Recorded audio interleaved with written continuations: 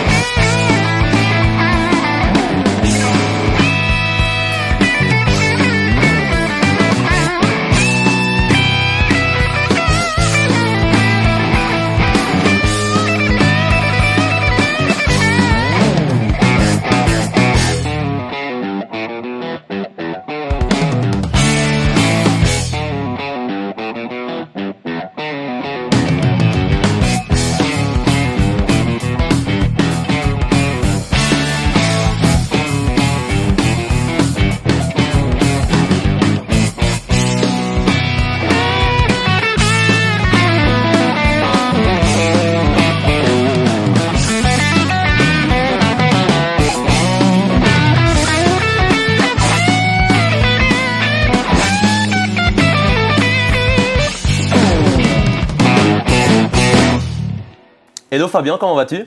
Très bien, merci. Aujourd'hui, on est au SOS Recording Ouais. et un studio à Liège. Est-ce que tu pourrais un peu nous parler du studio et de son historique? Alors, c'est un studio qui a été créé en deux phases. Il y avait un premier studio qui était plutôt petit. Et puis, ce studio-ci, tel qu'il est là, sous sa forme actuelle, il a été créé il y a à peu près 16 ans par Marc Maguin, notre ami regretté Marc Maguin. C'est un studio qui est franchement très bien équipé, avec une acoustique incroyable, qui a été faite par Thomas Jouangean, c'est un très grand acousticien. Une control room d'à peu près 50 mètres carrés, un parc micro incroyable. Voilà, des espaces de travail polyvalents. On fait aussi de l'audiovisuel, donc il y a tout un système de caméra, régie live. Et tout ça, évidemment, est proposé à l'extérieur, tu vois, en concert, en situation de festival et autres. Oui, ça, vous faites studio Voilà, et live. c'est tout le matériel qui est ici et peut bouger. Et puis, il y a aussi la capacité de faire des concerts, des résidences qu'on fait souvent, nous, en tout cas, avec mes projets par ici. Et donc, voilà, c'est vraiment un endroit, un QG important à Liège pour les musiciens, pour les rencontres. Il y a des jams aussi qui se font, il y a des concerts d'artistes de partout. Donc, c'est vraiment un endroit important pour nous. Cool. Il existe depuis combien de temps, plus ou moins, le studio? À peu près 15-16 ans, Ok. sous cette forme actuelle, en tout cas. Ok, Ouais. trop cool. En tout cas, c'est la première fois moi que je viens dans ce studio et vraiment les lieux sont magnifiques. Cette Red Room est vraiment splendide et c'est vraiment un plaisir d'être ici avec toi et merci encore une fois au SOS Recording. C'est vraiment génial. Est-ce que tu pourrais un peu te présenter en quelques mots pour tout le monde? Je m'appelle donc Fabien Munda, je suis guitariste depuis pas mal d'années maintenant.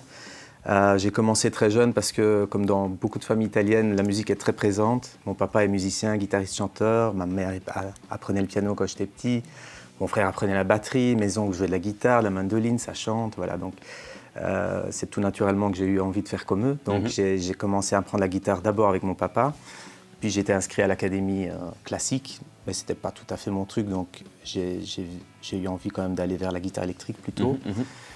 Et donc, j'ai eu envie vraiment, comme j'étais passionné par vraiment la théorie, l'harmonie, etc., j'ai eu un super prof qui s'appelle Philippe Doyen, que je salue au passage, qui est un musicien incroyable et avec une grande connaissance de l'harmonie, etc. Donc, il a pu, en tout cas, me transmettre beaucoup d'informations, beaucoup de choses que je suis toujours occupé à travailler, de toute manière, on est toujours des élèves.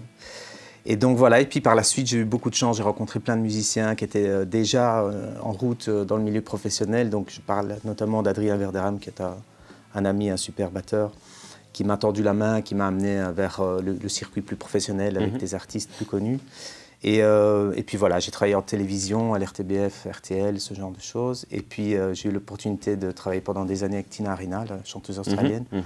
Et puis de fil en aiguille, j'ai fait plein de rencontres, des choses improbables. J'ai joué une fois avec Michel Jonas lors d'une remise de prix, Lara Fabian. Enfin voilà, c'est totalement incroyable, mais j'ai eu beaucoup de chance. Donc voilà, et là je suis occupé à faire pas mal de projets. Donc, Trop voilà, chouette. depuis lors.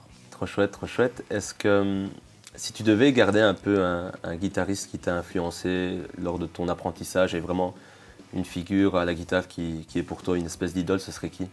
Alors, je t'avoue que j'ai difficile de répondre à cette question parce que je peux tout autant écouter Wes Montgomery, Slash ou Steve Vai ou voilà, tout un tas de guitaristes. Et dans les nouvelles générations, je suis très impressionné par Matteo Mancuso ou alors Asato aussi, Mathieu Asato que j'adore. Voilà, je peux pas vraiment préciser une personne en particulier parce que je m'enrichis d'écouter tous ces guitaristes qui sont tous à leur façon des héros dans leur spécification, spécificité. Ouais, donc du coup, t'es vraiment plus sur une approche tout-terrain, un peu comme ça. Oui, et c'est peut-être ce qui me caractérise paradoxalement, c'est de ne pas pouvoir dire que je suis un guitariste spécifiquement de jazz, parce que j'ai quand même un background jazz, mais je ne suis pas vraiment un vrai guitariste de jazz. Je crois que tout ça, tout ce dont... toute cette matière a fait de moi ce que je suis, en fait. Okay. Je suis toujours en apprentissage et j'apprends et je continue d'apprendre. On est aujourd'hui ensemble pour parler d'AMS et pour parler un peu de ta relation avec la marque. Et est-ce que tu pourrais un peu me faire l'historique de comment tu as découvert AMS et pourquoi tu as choisi AMS?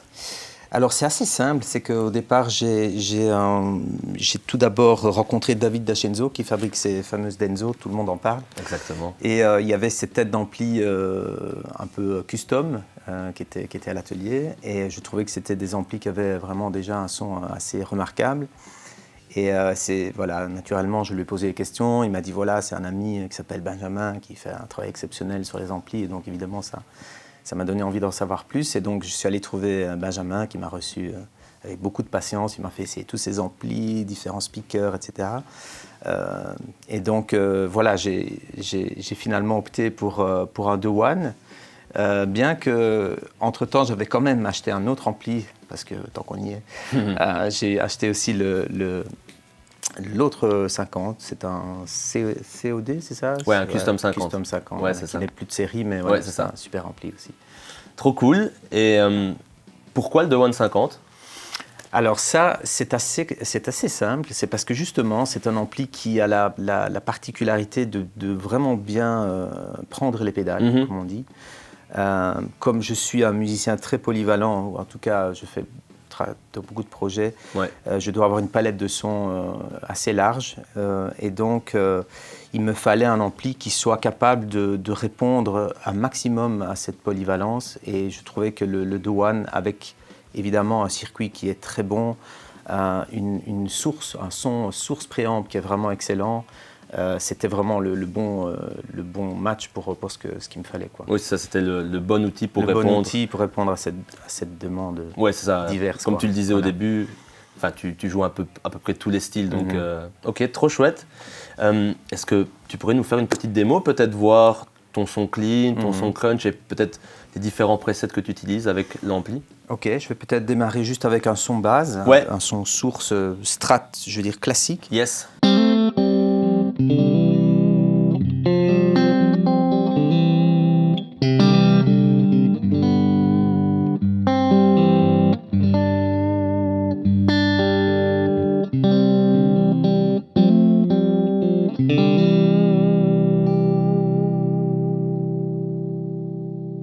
Pour un son source vraiment basique.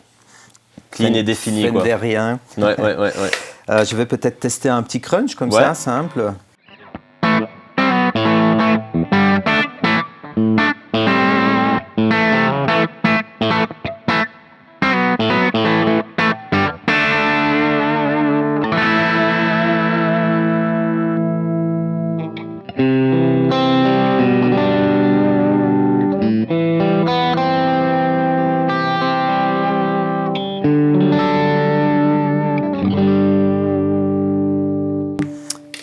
Voilà, un petit clean avec effet par exemple. Yes.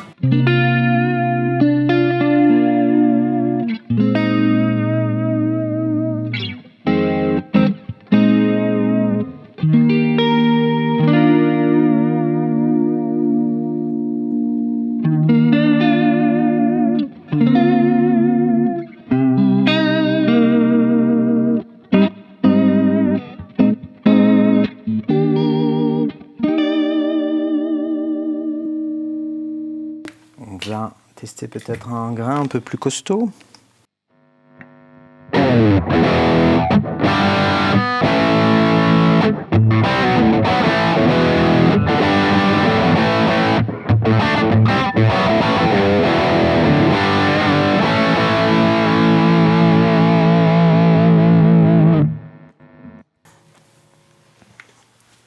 ça sonne à crever, je trouve. Bon, après, je suis pas du tout objectif, mais je trouve que ça sonne à crever. Je vois que tu as un Helix et un pédalboard plutôt traditionnel.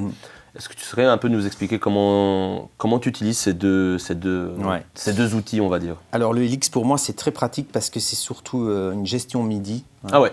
Et je l'utilise principalement pour les effets de temps ou de modulation, delay, reverb, modulation, tremolo, etc. Ouais.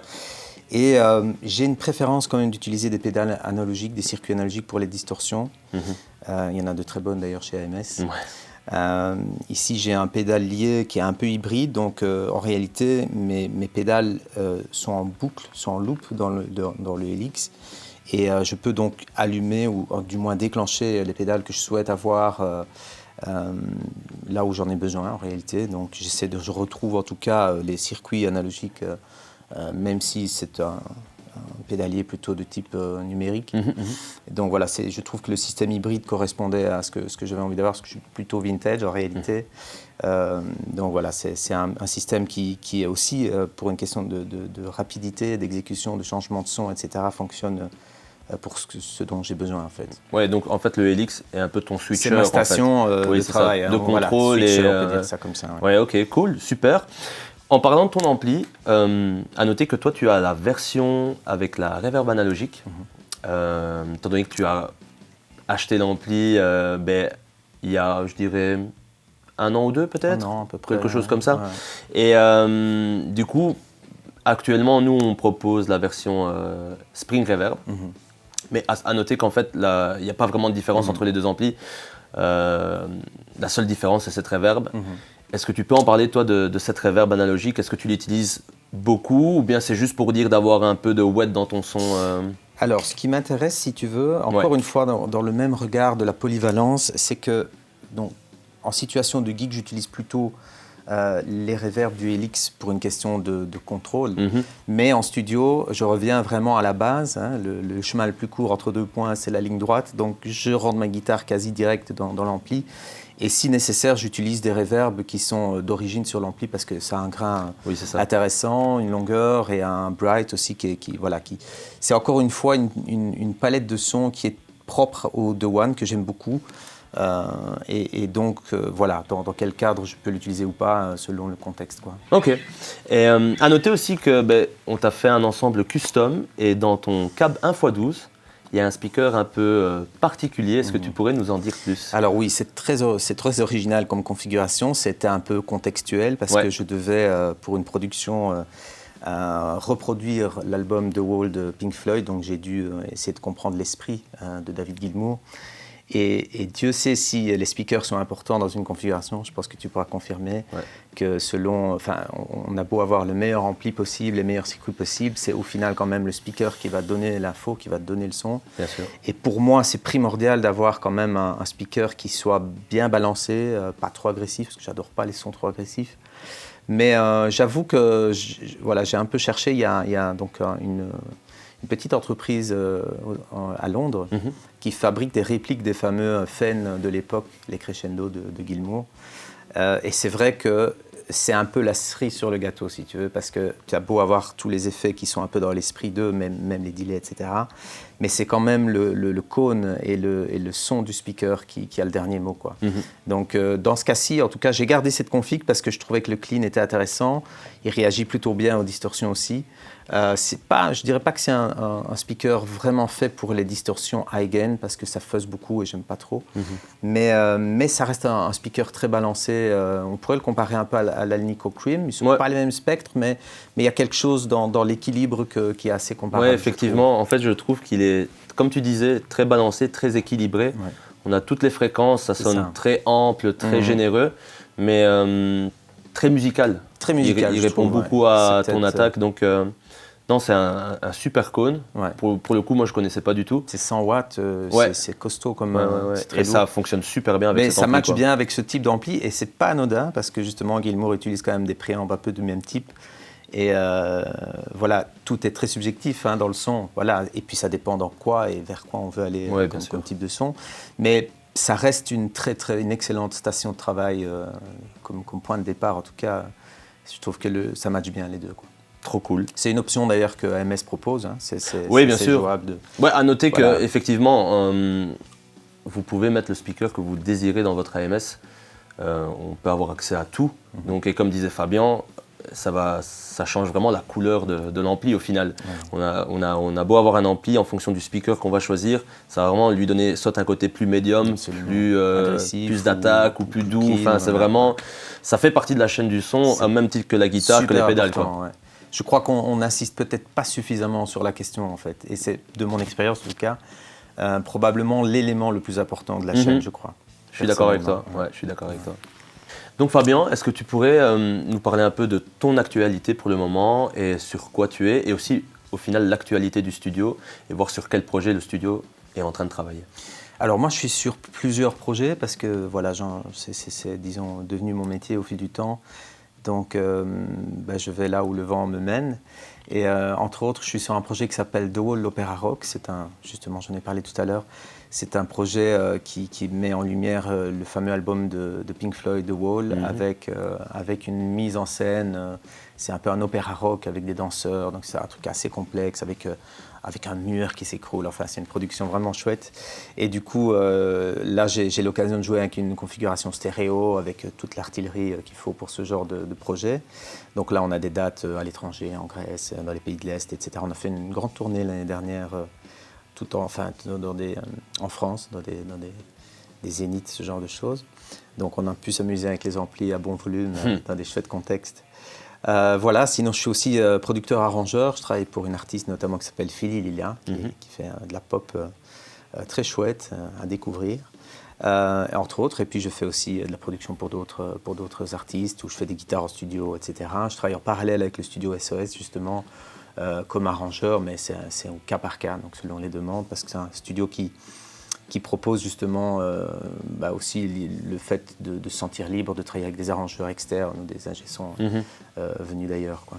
Cool, écoute Fabien, merci beaucoup pour avoir accepté cette interview. Merci encore une fois au SOS Recordings d'avoir prêté ces lieux incroyables et ce matos incroyable. Je pense qu'on a fait le tour. Je ne sais pas si tu veux rajouter une dernière chose ou pas. Juste te remercier personnellement et puis remercier Benjamin Tchéamès parce qu'il fait un boulot fantastique. Et voilà, je crois qu'on doit continuer à mettre en lumière ce matériel de fou. C'est important. Merci beaucoup. Écoutez les gars, du coup je vous dis à la semaine prochaine. N'hésitez pas à liker, à vous abonner à la chaîne YouTube, ça nous aide beaucoup. Ciao. Ciao.